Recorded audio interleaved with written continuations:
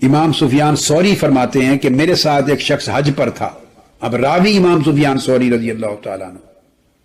میں نے اس کو دیکھا کہ وہ اپنے سفر کے دوران حتیٰ کہ طواف کے دوران اور مینا میں، عرفات میں، مزدلفہ میں جہاں بھی گئے، وہ قدم نہیں اٹھاتا تھا جب تک ہر قدم پہ درود پاک نہ پڑھ لے. ہر قدم پہ درود پاک پڑھتا تھا. امام سفیان ثوری رضی اللہ تعالیٰ عنہ فرماتے ہیں کہ میں نے اس سے پوچھا فقلت اب علم تقول ھذا، کیا آپ یہ جو عمل کر رہے ہیں ہر قدم پہ درود پاک پڑھتے ہیں اور دوسرا قدم رکھتے نہیں جب تک درود پاک نہ پڑھ لیں، کیا آپ کسی حدیث اور کسی روایت جو شرعی علم ہے، سند ہے، کسی علمی سند کی بنیاد پر یہ کام کرتے ہیں؟ قال نعم، اس نے کہا ہاں، میں علم شرعی کی سند کی بنیاد پر یہ کام کرتا ہوں. ثم قال، اس نے پوچھا من انت، اے پوچھنے والے آپ کون ہیں؟ وہ نہیں جانتا تھا کہ یہ امام سفیان ثوری ہیں. اتفاق سے جیسے حج پر آپس میں ساتھی مل جاتے ہیں، ہم سفر ہو جاتے ہیں. آپ کون ہیں؟ قلت سفیان الثوری، میں نے کہا میں سفیان الثوری ہوں. قال العراقی، اس نے پوچھا سفیان ثوری جو عراق کے ہیں، یعنی جو امام ہے جلیل القدر؟ قلت نعم، میں نے کہا ہاں. اس کے بعد اس نے کہا کہ میں نے درود پاک ہر قدم پہ پڑھنے کا وظیفہ اس وجہ سے شروع کیا کہ اس نے کہا کہ میں 1 سال پہلے وقت میں اپنی والدہ کے ساتھ حج کرنے آیا تھا. میری والدہ نے مجھے کہا دوران طواف کہ بیٹے میری خواہش ہے کہ مجھے کعبۃ اللہ کے اندر داخل کرو، میں کعبۃ اللہ کے اندر جا کے عبادت کروں، دروازہ کھلا ہوگا. جو اس زمانے کھول دیتے تھے، یہ تو تابعین کے بعد اتباع التابعین اور سلف صالحین کا زمانہ ہے. تو میری والدہ نے خواہش کی، سو میں نے اپنی والدہ کو اٹھا کے کعبۃ اللہ کے دروازے سے گزار کے اندر داخل کیا. جو ہی کعبۃ اللہ کے اندر میری والدہ داخل ہوئی، اس کا پیٹ پھول گیا، متورم ہو گیا اور چہرہ سیاہ ہو گیا. اور اس حالت میں میں پھر اس کے پاس پریشان ہو کر بیٹھ گیا.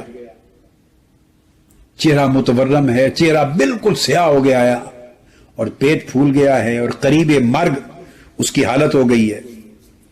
میں پریشان ہو کے بیٹھ گیا. میں نے ہاتھ اٹھائے کہ باری تعالیٰ اب اس حالت میں اپنی والدہ کو کہاں لے کے جاؤں اور کعبۃ اللہ سے باہر بھی نکالوں تو بڑی شرمساری ہے، سب لوگ طواف کرنے والے کیا کہیں گے.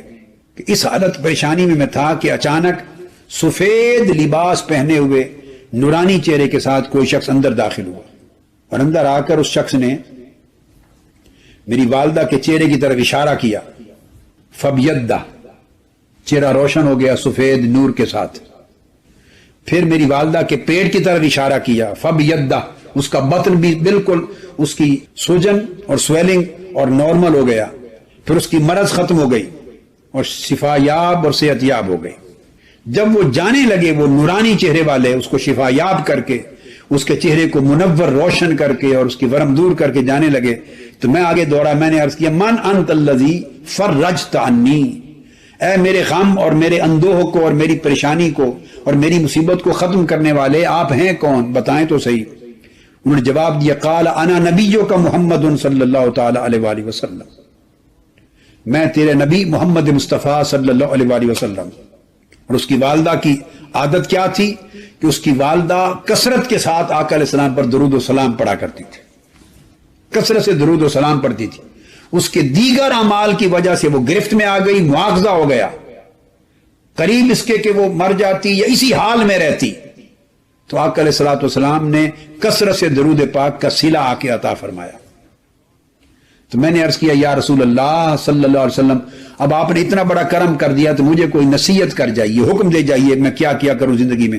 آپ نے فرمایا اے بندے، اے میرے امتی، ایک ہی نصیحت ہے کہ کوئی قدم نہ رکھنا نہ اٹھانا جب تک ہر قدم پہ مجھ پہ درود و سلام نہ پڑھ لیں. اس دن سے میں ہر قدم پر آقا علیہ السلام پر درود و سلام پڑھتا ہوں. یہ وظیفہ مجھے آقا علیہ السلام کی بارگاہ سے نصیب ہوا. سب سے پہلے نئی ویڈیوز کو حاصل کرنے کے لیے شیخ الاسلام ڈاکٹر محمد طاہر القادری کے آفیشیل یوٹیوب چینل کو سبسکرائب کریں اور بیل آئیکن کلک کریں.